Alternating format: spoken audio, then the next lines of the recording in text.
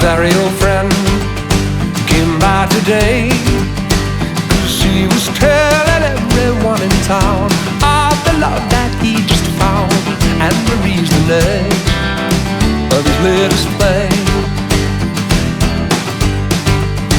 He talked and talked, and I heard him say that she had the longest blackest hair, prettiest green eyes anywhere, and Marie's the name of his latest play. Though I smiled, the tears inside were a-burning. I wished him luck and then he said goodbye.